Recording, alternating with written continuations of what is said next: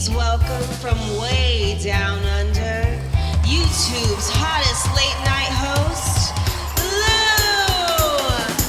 Late night with Lou! Hello and welcome. Out of this world to have you with us here this evening. So glad you could join us. We have been talking about angelic nature, angelic being, and in our last episode, one of the things we discussed was the fact that every angel is so absolutely unique that it constitutes its own species. This is, I know, kind of counterintuitive when we stop and think about the nine choirs of angels that most people are aware of, an ordering of angels according to rank in terms of their capacities, let's say, their capacities to receive and to reflect the light of the Creator, light from light, which is light itself. These orderings of angels, the hierarchy of angels, seraphim, cherubim, thrones, dominions or dominations, as they're sometimes called, powers, virtues, principalities, archangel, angel. Those are the nine choirs from first, you might say, or from top to bottom. Let's put it like that. We seraphs received and reflected light like none others. Oh, okay, all right. And some of them still do. Demonia in Gloria and others here associated with the broadcast were in the first rank of angels, and that hasn't changed. There has been a loss of function for us, a loss of function, but there has not been a loss of form. We remain seraphic creatures. We simply no longer receive and reflect back the very light of creation itself. Of the seraphs, who are the highest rank of angel, of the seraphim, I should say, who are the highest rank of angels, I was the highest. I was number one. As I say, I was absolutely the utmost of created creatures, at the very top, so to speak, of the angelic demonia, and you know there is an important dinner taking place in Nice.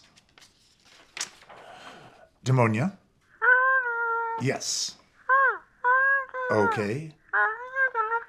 Lovely. A nice table overlooking the Mediterranean Sea at a Michelin star restaurant. Sounds good. And it's not all business. I didn't think it would be. They're talking about boats. Oh, so Mr. French tech company has a boat of his own. What's his name again? Pierre, of course. He has a boat of his own. Aha. 59 feet. Well, that's the size of the current boat of Rupert and Luz Evangelia. I see. They're comparing notes on these oversized cabin cruisers. And Luz Evangelia is talking about the new boat, which is currently moored on San Francisco Bay and which they are planning to purchase. So yes, it does sound as though the hope of getting Rupert to blow $200 million on a toy is sunk, so to speak, in the current set of circumstances. But we're going to change those circumstances. Now, you remember I told you I had a plan going, right? And you know I never make a plan without backup plans, all right? So I thought, well, if we don't get Trixie there in time to make sure that the 205-foot, $200 million boat is bought, we're going to change it up a little bit. Luz is confident, in your view, she is confident that the $200 million deal is off. Okay, all right. And so she's satisfied. She has accomplished her mission in the south of France. She could go home tomorrow. Right, of course she's not. But you need to get her away from Rupert. We've got Trixie there now. You need to get Luz Evangelia away from... you need to get her out of Nice. Well, I was thinking about that. My plan, of course, she's your client, so you make any suggestion. Oh, I know, it's very difficult to make suggestions. I mean, from our side, to someone who prays 2 or 3 rosaries a day. I realize that. Yes, Demonia, I realize she's hard to get through to. She's positively obtuse. She's surrounded by a wall of fog, which of course they call grace, from all those prayers, and from her daily mass attendance, and from all the money that she gives away, which wins even more grace and protects her. She's in a fortress of grace. I know it's hard to suggest anything to her, but you can suggest a good thing to her that will forward our own plan. And here's what I would suggest. Send her to Marseille. Marseille, the Mediterranean port, west of on the Côte d'Azur. Send her to Marseille, and here's why.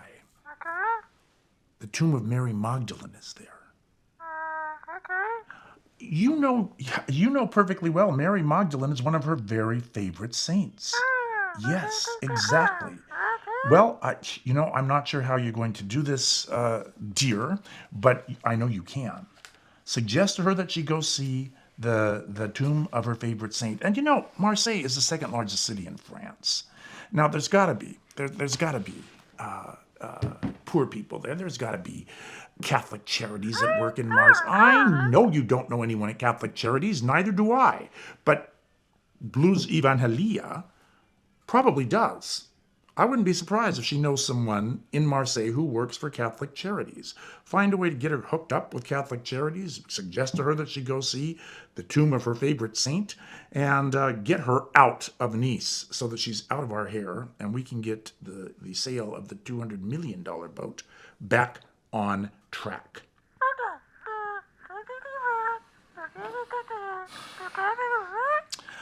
Yes, Demonia. Yes. You are, of course, quite right to say that she has traveled a very long way. But we do not want her in Nice to stay, because doing so, she'll get in our way. So we suggest another French port with a sparkling blue bay. Away with you, Luz Evangelia, away to sunny Marseille, the chief Mediterranean port for all of France. In Marseille, Luz will have every chance to be about her wretched business of doing good, from the docks to the hills in every neighborhood. She can finish her visit with something just so Luz Evangelia quaint.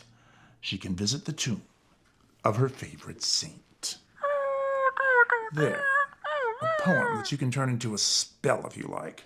Do what you have to do, but get Luz to Marseille. That's my girl. All right, we'll be in touch. Of course, yes, of course, darling. Smooches.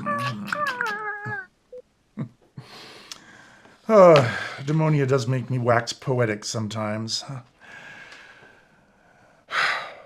We'll just have to wait and see. Luz is a tough enemy. I mean, these people and their prayers. You have no idea the difference a steady and strong prayer life makes in terms of making our lives and our projects and our ambitions difficult to near unattainable. Luz Evangelia has, she stymied us before, but not this time, because we've got Trixie in Nice. All right, check back next time. We'll see how things are going. Meanwhile, been wonderful to be with you. Positively out of this world. Take bad care. Smooches.